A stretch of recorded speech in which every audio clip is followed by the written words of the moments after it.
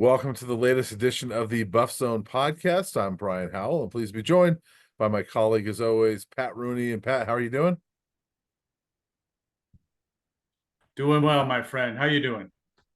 Well, I'm doing well, although, as we were talking beforehand, I'm sort of fatigued about talking about this team as it's been a long time since a game. I think we're all kind of ready for a game and just let's see what this team actually does. But we're going to talk about it more because that's what we do.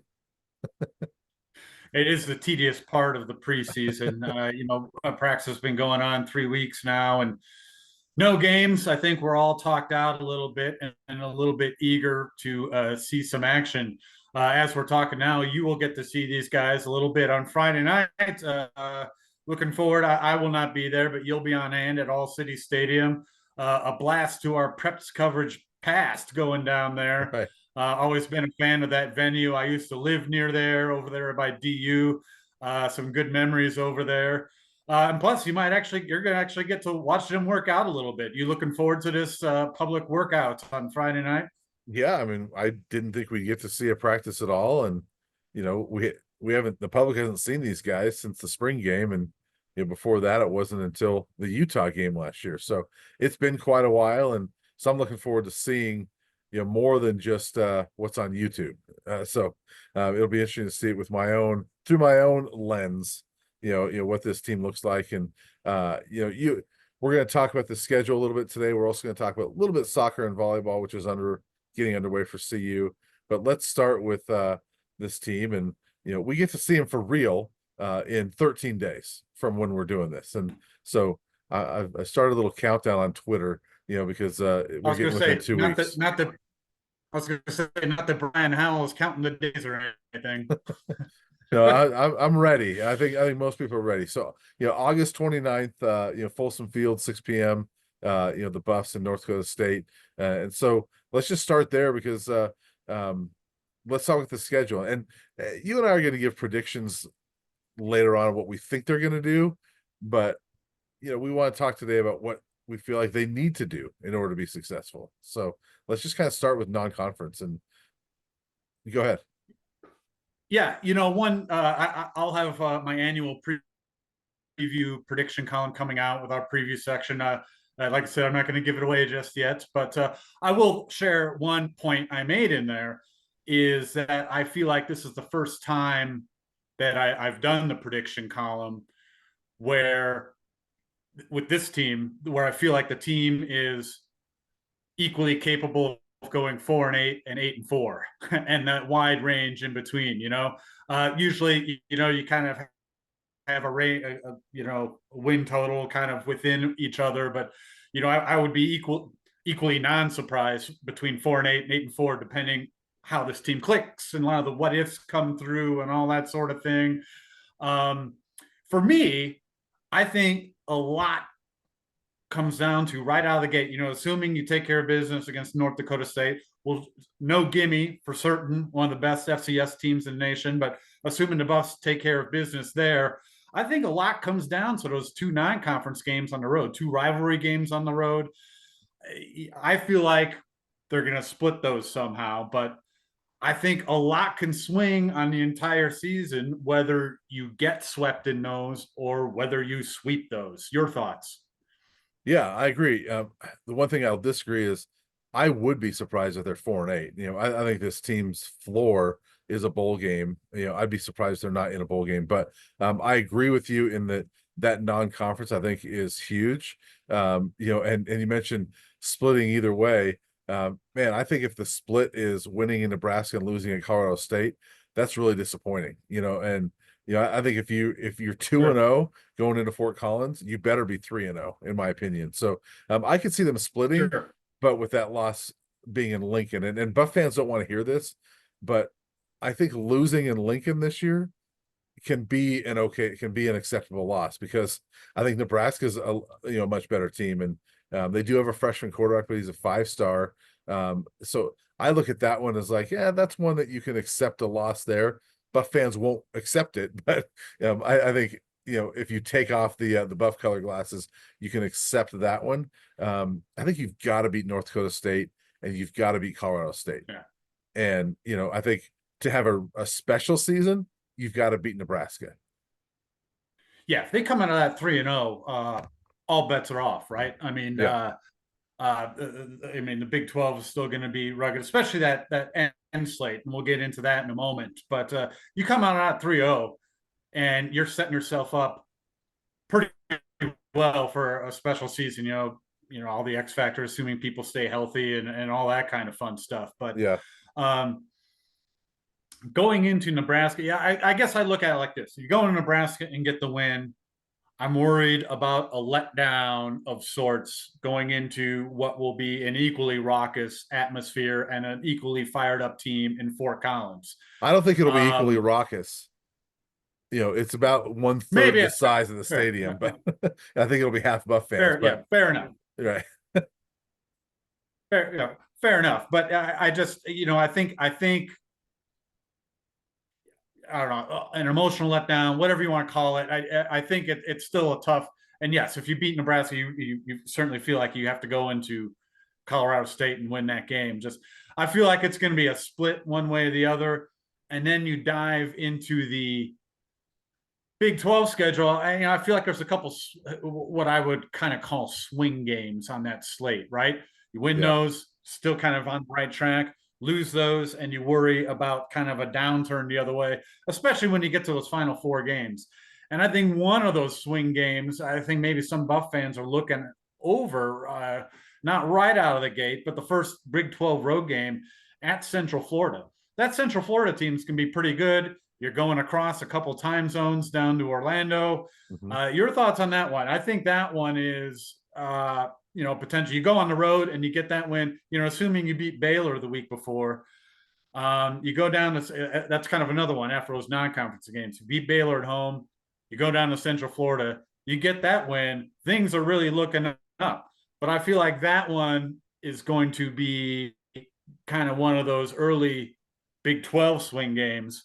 And I think people might be overlooking the talent on that Central Florida game. Plus, you have to go down there. Yeah, and real quick, I will say about the Colorado State game. While I don't think it'll be as raucous as Lincoln, the one thing is CSU's been waiting for Colorado to come to their place. Right. 1996 was the last time they were in Fort Collins. I actually covered that game, which tells you how old I am. But that was the last time they were in Fort Collins. Ram fans were waiting for them to get up there, and I think there will be a lot of Buff fans there. But that's why that one's going to be tough in my opinion. It's just they haven't been there in a while. But yeah, I agree with you. Central Florida, and you don't want to overlook Baylor, but to me, games like North Dakota State and Baylor in those first four are ones that you have to win those if this is going to be a good season. If you don't, Absolutely. if you don't win those, especially at Folsom Field, then you're looking at a 4-8 season, and a really disappointing year. And so that's why I agree with you that you have to assume they're going to beat North Dakota State and Baylor because you better beat them, Right. And so yes, if you're 4-0 at that point or 3-1 going to Central Florida, man, that UCF team is to me a sleeper in the Big 12. I mean, when I did a deep dive on them, um, excuse me, they're more talented than people think, and I think they're not getting enough credit nationally. They're pretty loaded, and they don't lose at home, which is makes it difficult for Colorado to go down there. There's a lot of Florida guys on this team, and they're going to be excited. Deion Sanders is excited to go down to Florida, but man, that's a tough place to play. And that place is going to be rocking, literally. Like it's called the Bounce House, and their beat writer sent me a video of at a game last year showing a water bottle literally shaking. He goes, I told you that it's the Bounce House. It literally, he told me that when you're in the press box, people get nervous at first because they think it's going to fall because it starts shaking a little Yeah. bit. So yeah, that's a huge one for them. And to me, that's another one of those, that's an acceptable loss. But if you get it and you're 5-0, wow, all bets are off going forward. Now, the other two I kind of look at are the two Kansas teams. You get Kansas Yeah. State at home, and later on you have to go to KU. Well, Kansas City is where the game will be, but Yeah. essentially it's a road game. Um, Again, a couple swing game. You feel like on paper these are teams the Buffs can compete with. Um, Win them both. Again, good shape. Lose them both. You don't know where it's going to where things are going to land. Those are kind of the other two I look at, and at Arizona, new coach, that's another team obviously coming off a great year. They have a lot of those guys back. I guess the question there is how they are going to react to the coaching change and respond to that. Obviously, walking into a great situation in Arizona, coming off that great season. But I've kind of breaking down the schedule. I also looked at the two Kansas games, or the ones that stood out to me in the pack. I'm sorry, Big 12. Yeah. It's funny. I did that as an aside. I did that with a volleyball player the other day. I said, in the Pac 12, I mean, Big 12. Then I joked to her, like, I wonder how many times I'm going to do that this fall. Well, Yeah. there's number two, I think. But anyway, those two Kansas games, I feel like are two within the Big 12 that can swing this thing one way or the other. Yeah, I think there's a lot in the Big 12. I mean, you look at that, the first five games, right? We're talking about potentially a 5-0 start. Well, there's 5 Big 12 teams that are ranked, and through 5 games, you haven't even touched them yet. So Yeah. 5 of the last 7 are against teams that are in the top 25 in the preseason. So it starts with Kansas State. You're right. Those 2 Kansas games are pivotal. I think going down to Tucson, we don't know what that Arizona team is going to look like, to your point. And I think they're going to be good, but I mean, they got a really good quarterback. They got one of the best receivers in the nation. They did lose a lot. A lot of guys went to Washington and followed Jed Fish, but that's a key one. You get Utah and Oklahoma State at home, but they're top 25, maybe top 10, 15 caliber teams. And so, a game at Texas Tech is not easy. Cincinnati is the one I look at home that you're like, yeah, you better get that one as well. And so, Yeah, yeah, absolutely. those last 7 games, I mean, that's a tough stretch. And when I was looking at the schedule, I feel like you have to be above the curve or ahead of the curve, if you will, going into November. Yeah. Because those last 4, you talk about the last 7 game stretch. Kansas State forward. I keep looking at those last 4: at Texas Tech, home Utah, at Kansas and Kansas City, and then home Oklahoma State. You get the two tough. For my 2 cents, I feel like the top 2 teams in the league in Oklahoma State and obviously Utah. You get them at home, and then the 2 road games, Texas Tech and Kansas. If you come out, if you go into those last 4, anything short of 4-4, I feel like it's gonna be tough sledding to get that bowl bid. Yeah, I think even 4-4 might be tough sledding. I think you've almost got to be already bowl eligible, or sitting at 5-3 going into November, to feel comfortable. I think if you've got to count on winning 2 of those 4, I think that's going to be really tough. And I think this schedule sets up for them to start off with a really nice September and October, well, and August. But those first 8 games, I think it sets up well for them to potentially be 6-2, or 5-3 going into November. And if they can do that, I feel pretty good about them. But I think if they're 4-4 going into November, I would question whether they can actually make a bowl game, because I think if you're 4-4, that means you've probably dropped one you probably shouldn't have. And I'm not sure if they can get 2 of those last 4. I mean, we'll see how it plays out, but I'm staying on paper right now. Yeah, you mentioned one thing that is always kind of, I feel like, always comes to fruition on these kind of schedule prognostications is, I feel like there's always going to be a game that you win that maybe you weren't supposed to or expected to. Last year, TCU would be that example. Yeah. And then along the way, you lose a game that you're maybe not supposed to. Stanford is the example of that last year.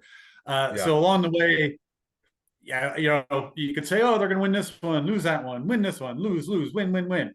But it never plays out like that. I think somewhere along the way there's a win maybe they weren't expecting. Somewhere along the way also, though, there's a loss they weren't expecting. It all evens out maybe in the end.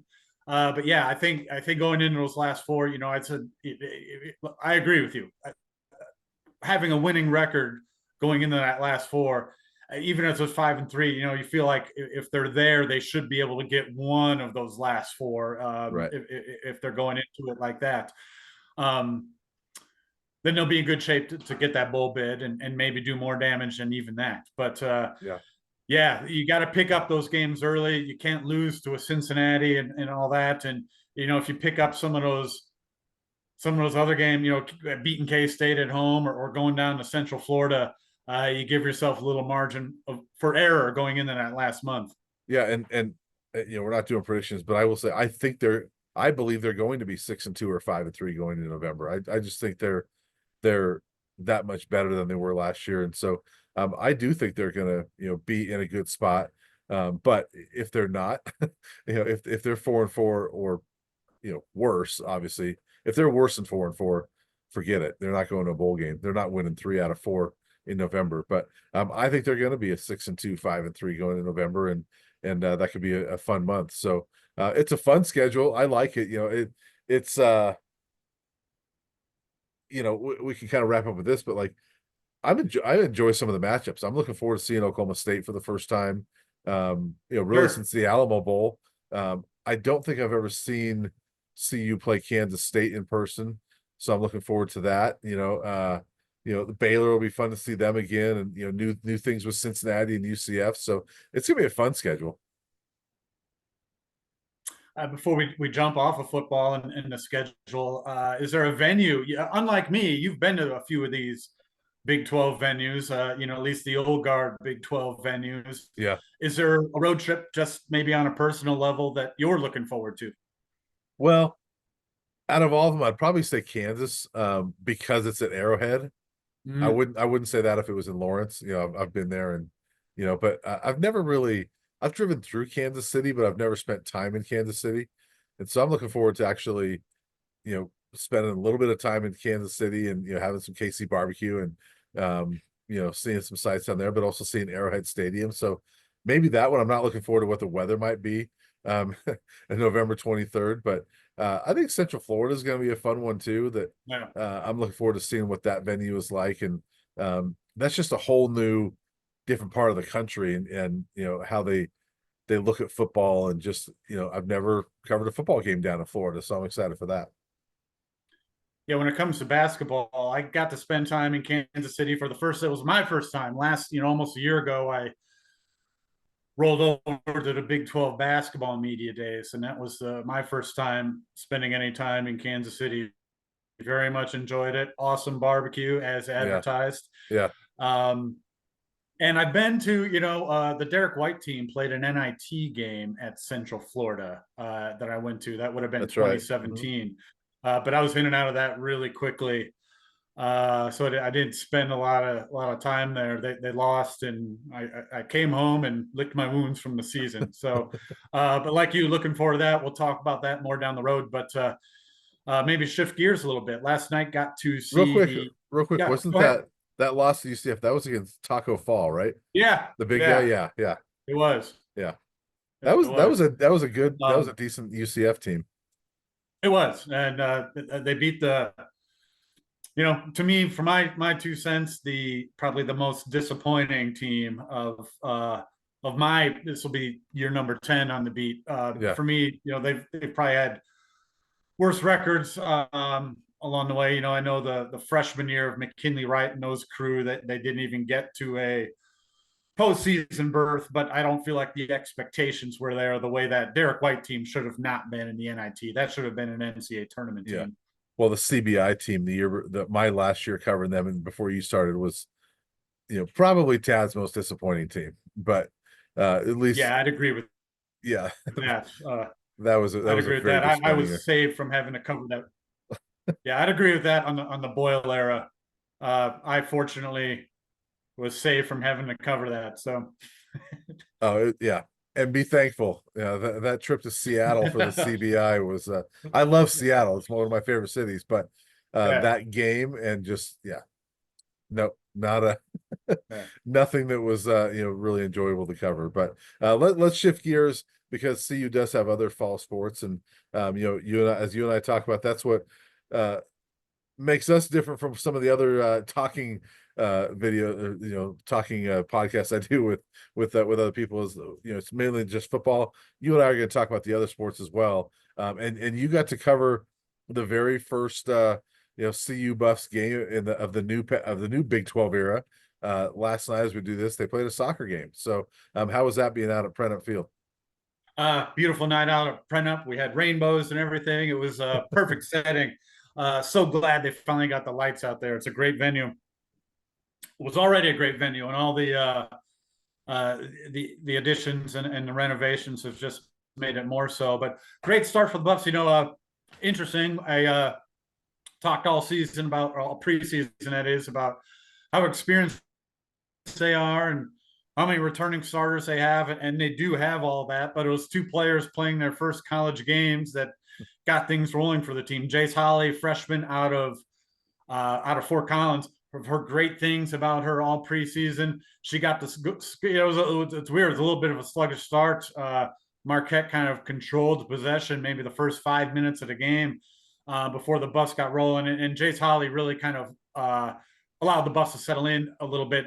Just a great header in traffic, putting home a cross from Ava Priest, the Boulder native, to get the Buffs on the board. That 1-goal lead kind of held for a while until the Buffs broke it open with a couple goals late to get it going. And the second goal was another newcomer. She was with the program, with the Florida program, I should say, last year. Sammy Fisher. She didn't play. She redshirted at Florida last year. Transferred this year. It's funny. I don't know which assistant it was. I'll give a shout out to both of them, Dave Morgan and Jason Green.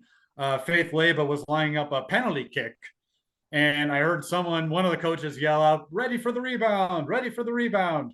And sure enough, that's what happened. Kudos to the Marquette goalie, actually turned away the penalty kick, but Sammy Fisher was right there on top of things to blast home the rebound, get that 2-goal lead, and then they added insurance tally late. So great start for the team. I think this is still going to be a very good team this year. They went to the NCAA tournament last year, and basically the whole team's back. Obviously, there's some newcomers that can make an impact right away, and I would expect this team to be an NCAA tournament caliber team again. Big test on Sunday.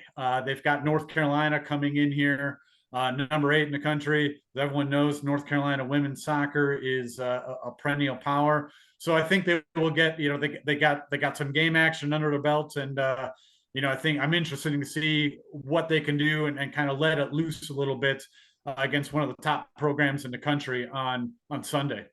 Yeah, good start for the soccer team, and they lost to Marquette last year, so it's good to get that one back. And how about Jesse Mahoney's team in volleyball? They haven't started yet, but we know they've got a lot of newcomers, and they're going to rely on some new people. But are you excited for that team? Are they going to be pretty solid, you think? They'll be solid. I don't expect them to make that NCAA tournament push the way the soccer team will. Yeah. They have a lot of new pieces, but at least it's kind of, they had a really highly touted freshman class a year ago. And those players are now sophomores. Sydney Jordan didn't play much last year, but she's going to be counted on to kind of be one of the main outside hitters this year. Kayla Payne and Lily Dwinell were all Pac-12 freshman team last year. Mm-hmm. Expect bigger things from them this year. So it's a lot of sophomores. It's going to be a sophomore-heavy team. I think next year they're going to be very good. But I do think this team has the kind of makeup and the potential to be one of those teams. I mean, you always want to get better as the season goes on, right? But I think that's going to be really apt for this team coming out of the gate. It's going to be, they have a senior setter in Taylor Simpson. She's going to be solid. After that, it's going to be either new faces or kind of returning players stepping into bigger roles, expecting to take on more production this year. Certainly they're capable of doing that. We'll see how it plays out. I think they'll be a lot better in November than we'll see out of the gate here. And they might struggle a little bit out of the gate, might have, there might be a bad loss in there. I do think they'll be better down the road. I don't know if they're quite up to that NCAA tournament contention just yet. Yeah. Well, and that's one last thing is cross country. They're usually in NCAA contention, but so many changes. Sean Carlson's the new coach, first time in 30 years. The roster has been heavy turnover there. what is Carlson expecting out of this? I mean, they were disappointed last year when both were top 25 still. But what do we expect out of CU cross country this year? I don't think anyone's quite sure yet. It's obviously going to be, I don't think anyone likes the term rebuilding, and I apologize. The BuffZone dog here is getting fired up about someone outside, so pardon him for a moment. But uh, I don't think anyone really knows what to expect. No coach likes to use the term rebuilding, but that's what's happening here. I mean, they're Yeah, just now getting the roster together. They're still adding teams to the season opening shootout in a couple weeks here. Their home invitational that they always host, and I don't know what to. The team fell off a little bit in cross country last year. It was the worst combined finish between the men and the women in former coach Mark Wetmore's tenure. yeah, Uh, how much better are they going to be this year? I don't know, but I think a lot of it will be kind of laying the groundwork for what Sean Carlson hopes to do. He wants to get it back to where they're an annual contender for NCAA championships. I don't think they're going to be there this year. It's definitely going to be kind of a reboot year, but I think it'll be an interesting year. I mean, certainly yeah. they haven't done this in 3 decades, kind of rebooting the whole program. So it's going to be another team to kind of watch. They might fit a little bit under that kind of same description as a volleyball team about being better at the end than they are in the beginning. Yeah. But again, I think this is just kind of a recalibration year for that program. But certainly curious to see how it plays out. Well, sort of a recalibration like the football team did last year, and I think they'll be better this year. So we'll see cross country in the future as well. But Pat, anything else before we get out of here? Otherwise, we'll be back next week to chat more, Buffs as the season opener gets closer. No, just add, I don't think I gave out the time, but it's noon on Sunday for that matchup against North Carolina. ESPN Plus, if folks don't know this, that's kind of the de facto Big 12 network. Yeah, there Yeah. is no Big 12 network. Folks may be accustomed to watching these sorts of games in the past on the various Pac-12 networks. ESPN Plus is what you want now. And that's what the North Carolina game will be on there on Sunday. But noon at Prentup should be a heck of an atmosphere. Awesome. Well, go check it out, Buff fans. And Pat, we'll be back next week and talk more Buffs. We'll do it again. And as always, folks, thanks for listening and watching.